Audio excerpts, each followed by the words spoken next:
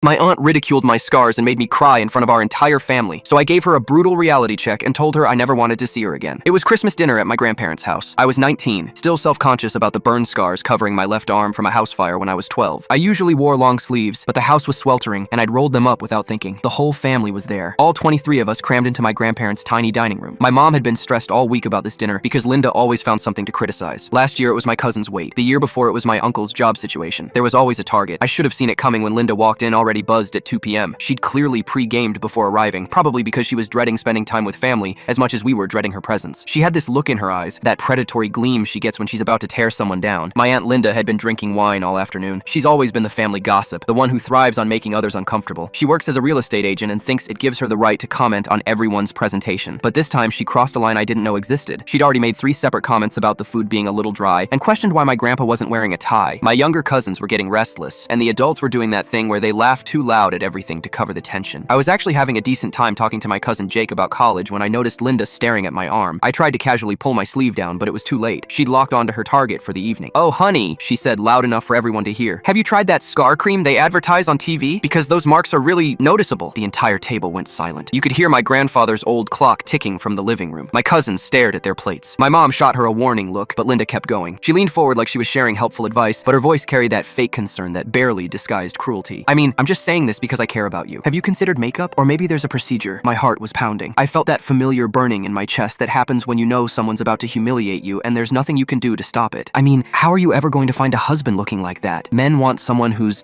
perfect. My grandmother actually gasped. My dad dropped his fork. Even Linda's own husband looked mortified and whispered for her to stop, but she was on a roll now, emboldened by the wine and the shocked silence. "I'm just being honest," she continued, gesturing with her wine glass. "In my line of work, presentation is everything. First impressions matter, and those scars, they're the first thing people notice about you." I felt the tears coming and couldn't stop them. 7 years of therapy, 7 years of learning to accept myself, and she destroyed it all in 30 seconds. My little cousin started crying too because she thought she'd done something wrong. My grandmother tried to change the subject, but the damage was done. The worst part was watching my family's faces. Some looked angry, others just uncomfortable. A few were actually nodding along with Linda's assessment, like they'd been thinking the same thing but were too polite to say it. My mom finally found her voice. "Linda, that's enough." But Linda waved her off. "Oh, please, Sarah, don't coddle her. She needs to hear this. I'm doing her a favor. Better she hears it from family than from some cruel stranger." That's when something inside me snapped. The humiliation transformed into rage. All those years of hiding, of feeling ashamed, of Linda's constant needling at family gatherings, it all crystallized into one moment of absolute clarity. I stood up, wiping my eyes, and looked directly at Linda. "You want to know how I got these scars, Aunt Linda? I got them pulling your daughter out of our burning house when she was trapped in her bedroom. The firefighters said another 30 seconds and she would have died." Linda's wine glass slipped from her hand and shattered on the floor. "So next time you want someone perfect, maybe find someone who wouldn't risk their life for your family."